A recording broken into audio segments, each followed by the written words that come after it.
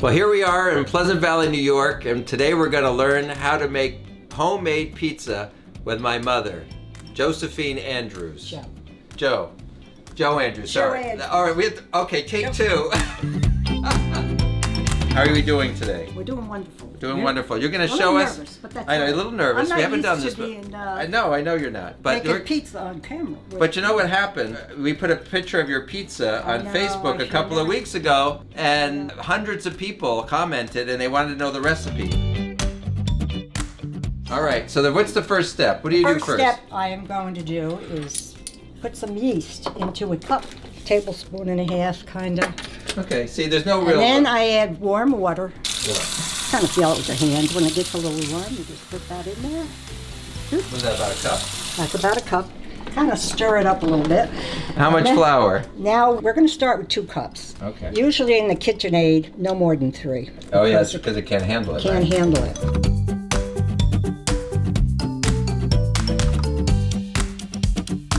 And I got to add a teaspoon of salt. In the pantry on the side there, Eric, if you can get me the salt. Yeah.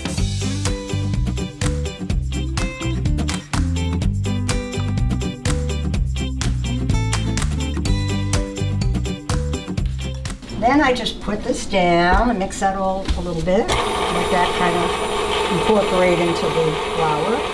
What did you used to do before you had one of those mixers? By hand. You just did it all by hand? Yeah, you can mix it all by hand. It just takes a little longer, so it's a lot easier. And I just pour a little bit of that in there, kind of let it.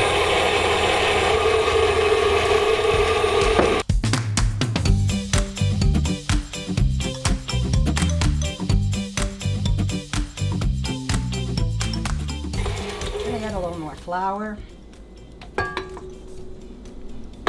Oh, you can't put it in all at once? Well, you know, you want to kind of keep track of the consistency.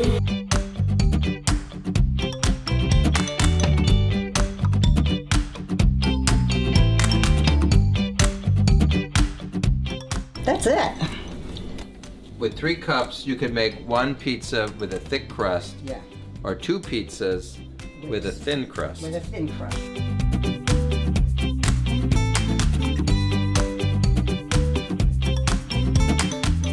And we put it over in a warm spot. Sometimes I put something over that, so you know it doesn't all stick to the towel. Do you want to talk about what's in the tomato sauce? You saute some onions, garlic, and olive oil. Sometimes I add the oregano to it, or basil if I have it, and saute it. Then I put it in my crock pot, and I add the tomatoes, crushed tomatoes. Depends on how many you're gonna do. 1 pizza, 1 can.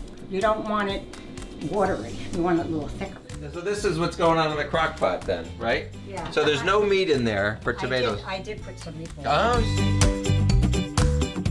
How much cheese do you buy when you get cheese? What do you I get? a block, 16 ounce, a pound. It's usually a pound. A pound of mozzarella? This was my job growing up, and when no one was looking, I would help myself to a little, I would do a little, Okay, we're going to put a little oil on the pizza pan. And I'm going to smear it around. Flour on the table. Which has risen. It's been in here for a while. Let's put it down there. Spread it out a little bit.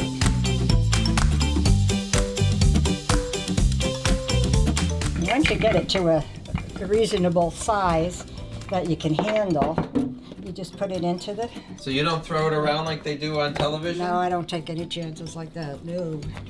No. And then you just kind of fit it into the pan, and you've got to kind of just make it fit in there. And we put the sauce in it, and you kind of just smear it around like you see on TV, and smear it around. But you can go to the deli and just have them slice you some pepperoni. Oh, why do you put the Parmesan on? Well, it gives a little more flavor. Uh-huh. Now we put the cheese. Spread it around, put it at 400 degrees for about 30 minutes.